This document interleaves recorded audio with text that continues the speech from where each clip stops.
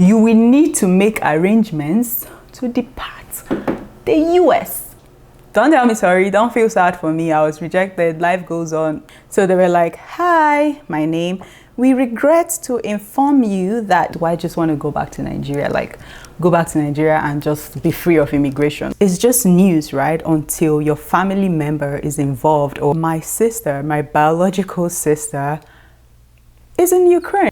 Hey everyone, how you all doing? I hope you all are doing fine. Welcome back to another video. Thank you so much for stopping by. If you're new here, my name is Aladi-Ada Akoh and I am an international student in the USA. I know some of you will say, oh, you're no longer a student. Anyway, I'm still on the international student visa. So what am I? A student, a recent grad. Anyway, this video is another update. Life has been happening. Thank you so much for the love on the previous video, like the one I talked about what I was going through, like the social media anxiety and all that stuff. Thank you so much, you guys. You know, the comment section was filled with love. Like people were also sharing what they were going through. It gave me some kind of like, I don't know the word to use, but you know, when you feel like, oh, we are in this together, like you're not the only one going through this, it kind of opened my eyes to know that a lot of us at this stage, we're going through life is going through us, whatever you want to call it. So it was really eye-opening. Thank you so much for not hesitating to drop your comments. I really do appreciate it. Today's video is not a pity party. I don't want you guys feeling sorry for me or anything like that. It's just me sharing, you know, we share our highs and lows on this channel, and it's something that is a tradition here. You know, you guys have been following the journey. I'm so grateful for that opportunity. So this video, I'm basically going to be sharing all that have happened in the last 2 months. So which one am I even going to start with? It's crazy, rejections, yeah, and you know, all that stuff. So let's just start with one of them. I have like a small like list so that I don't forget any of the things I want to talk about in this video. So the first one is the war, like the Ukraine war. So do you know, like whenever you listen to the news, it's just news, right? Until your family member is involved or until your loved one is involved.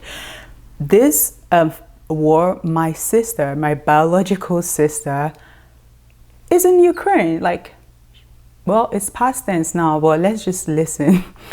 She is in Ukraine, like that's where she is, and a war is happening. It was a lot, really, it was a lot. Because it's just like I said, it's always news until someone you know is involved. It was a crazy time for my family because a lot was going on in our family at that time.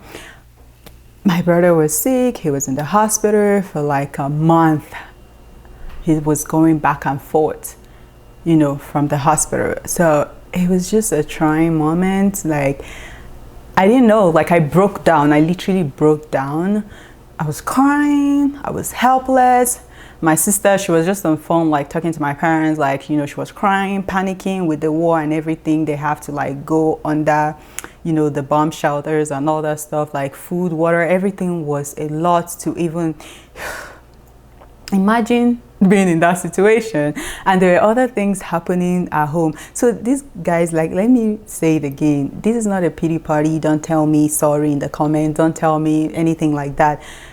It's okay, okay? I'm just sharing. I'm over it now, at least for the most part. You know, I'm going to tell you guys how I've been doing, what I'm learning to do in this trying moment.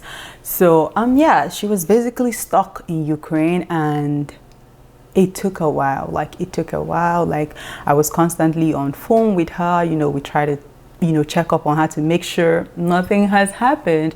We're like, please, every other hour, you know, try to drop a message, created a group chat where she has to like check in with us, you know, making sure she was okay. But to God be the glory, you know, with everything happening, she was able to escape.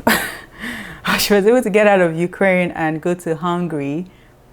And, you know, thank God they were letting refugees in and all that stuff, you know, and that blah blah blah. Right now she's in Netherlands, and you know that is settled, which I'm so grateful. But guys, I don't want to go into details, but it was a trying moment, and my brother, he's out of the hospital, which I'm really grateful to God. Like, thank you, Jesus, because I thought of the worst at that point, because he was struggling to live, to be alive. Be grateful for life, guys. And the shocking part of this whole thing, while I was going through this and, you know, trying to like come out of it, I got the worst news. I lost a family member. Can it get any worse? Like, this person, we were supposed to speak the weekend after he passed. Yeah, I guess that's what I'll say, because we had spoken like 4 days before, and we were like scheduling the talk and everything, you know, to catch up, because you know, as adults, as we're growing, it's not every time you have that luxury of time to be talking to your family members or all that stuff, you know, especially being in different countries, the time zone.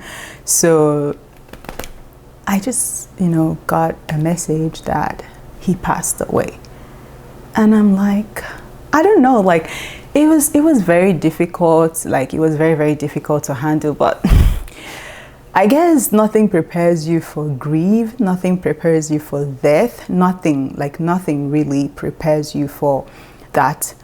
It was a very tough one. I mean, but don't say RIP, don't say sorry, like don't say that, okay? It was a very tough month, okay?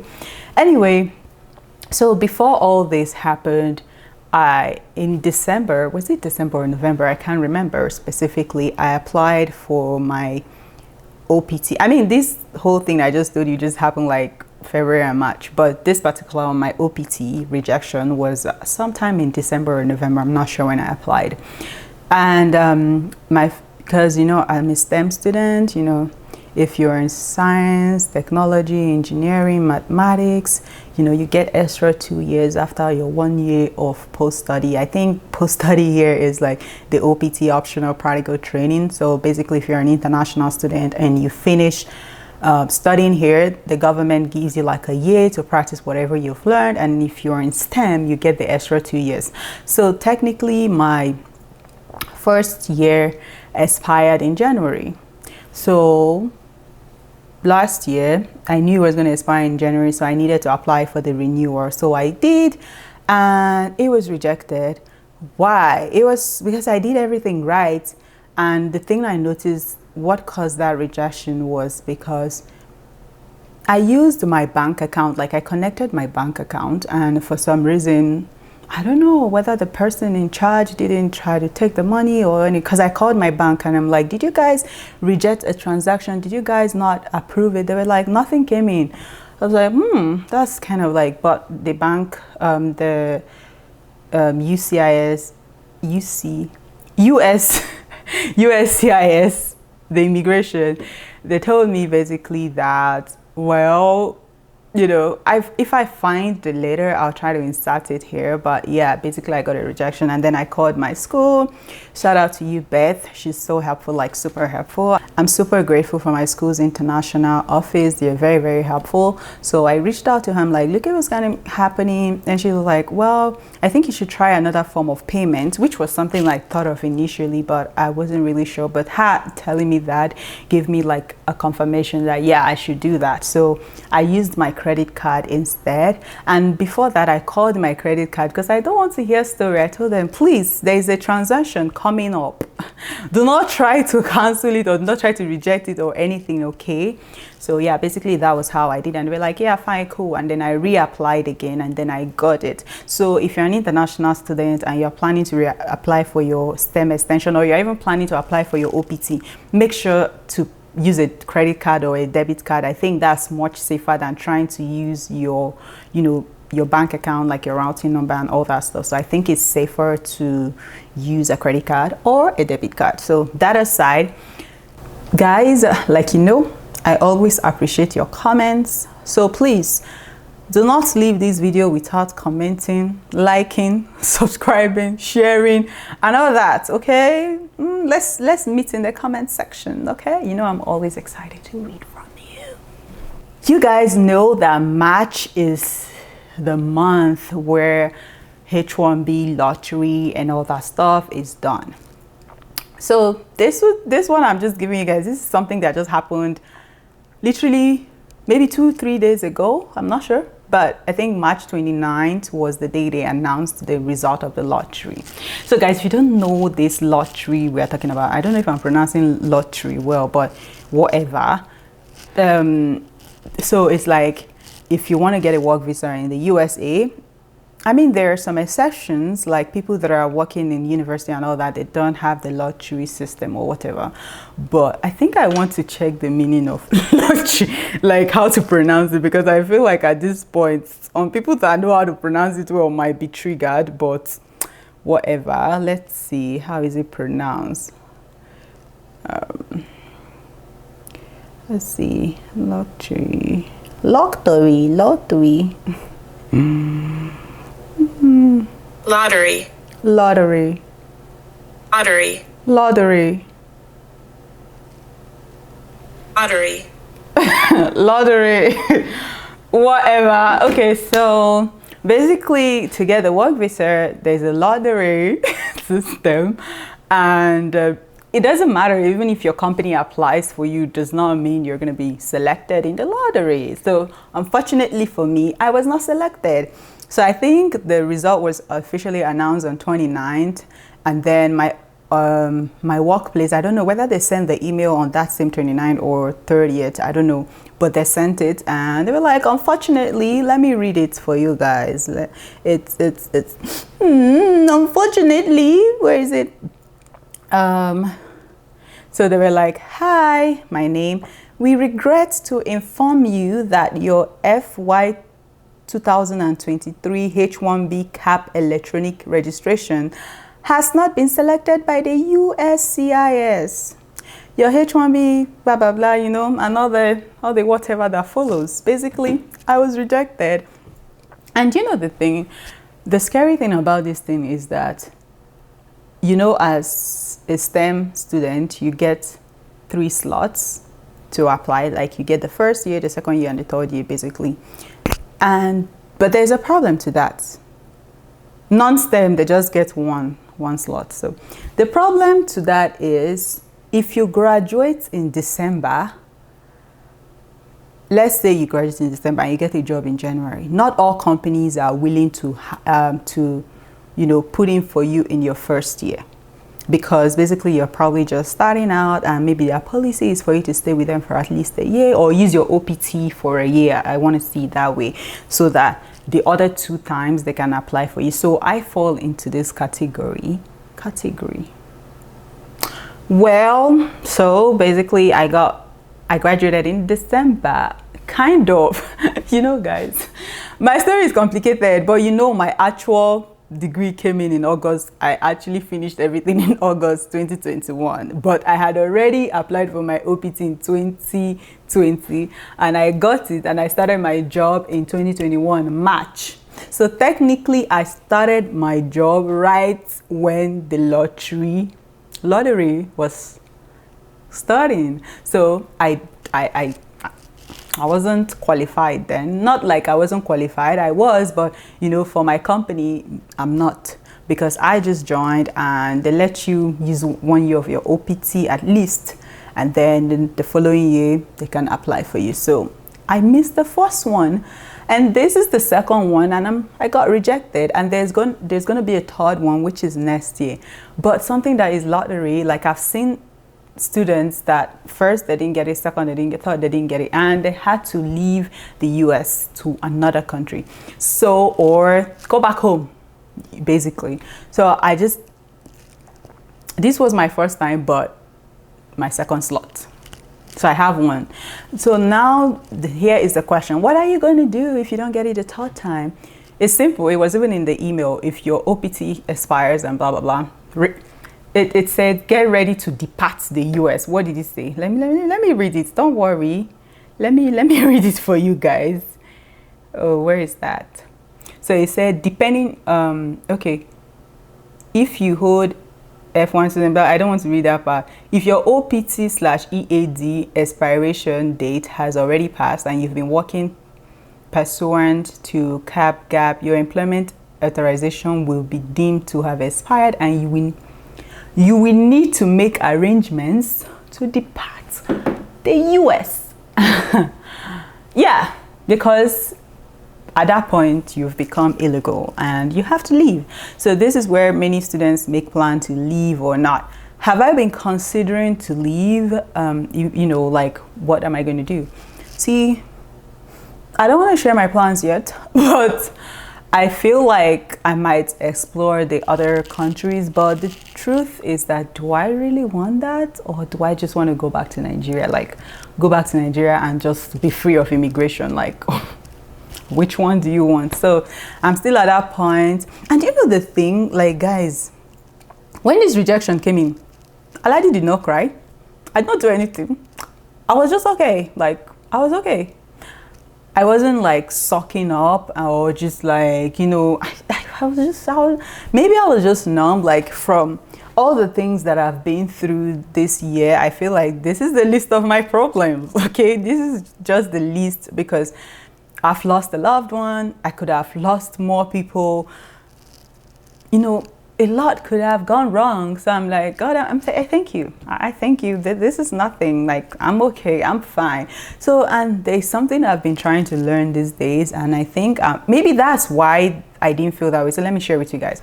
I'm in this space where I'm like, Aladi, know that things are going to happen. Life is just going to keep happening, regardless whether you want it to happen or not. Things will happen. So are you going to let that control your daily life, like every day? Because every day you can receive a bad news, like anything can happen. So are you going to let that control your mood all day, all week, all month? Like, is that how you want to live your life? Or you're just going to take it and be like, okay, it's part of life, and then move on?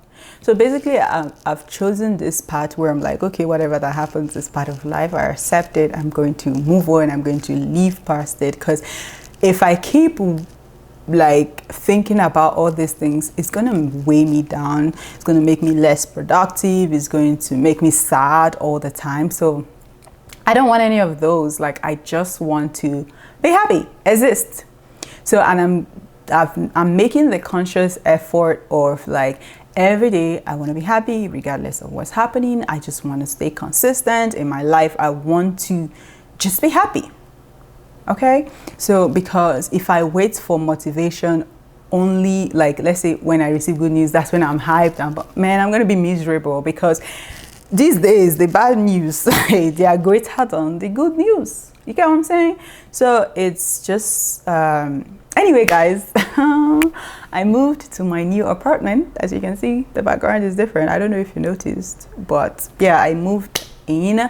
And for the move out vlog and the moving vlog and blah blah blah, I don't still know if I'm gonna post it, because at this point I'm like, I don't want to. I don't have the energy. I just want to live my life. If I'm ever able to post it, fine. And if I'm not able, we move. We continue with the content. There's so many things I really want to film, I want to share, but the energy is non-existent at this point. But like I said, I'm working on it, trying to be better, trying to live my life unapologetically, and I'm trying to free myself from perfection, because that is a thief of joy. If you try to make your life perfect, I've discovered that it just makes things harder than it's supposed to be. You take a simple picture and you spend 5 hours editing that picture and vetting it before posting it. Oh my goodness, it's just a picture. It's like, we just want to be social media perfect. We just want our life to look good on social media. But if you know me, I don't really care about all these things, but I care, I don't care kind of situation. Sometimes I'm like, I want to do something, but I keep overthinking. Yeah, that's the word. I overthink things, which we shouldn't be. Like, girl, there's no manual to this thing called life. We're just going through life for the first time. This is our first time. I mean, if you have 2 lives and this is your second life, sorry, I'm not talking to you, but for those of us that this is our first life, this is our first time of living on earth, Guys, I've talked too much. Don't tell me sorry. Don't feel sad for me. I was rejected. Life goes on. And next year, if I'm rejected again, to God be the glory. My life will not end here in Jesus' name. I will continue, okay?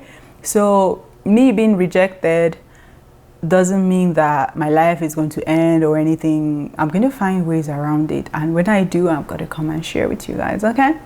Thank you so much for listening to my... I don't know what to call this. I don't want to say I rambled, but I shared from the bottom of my heart.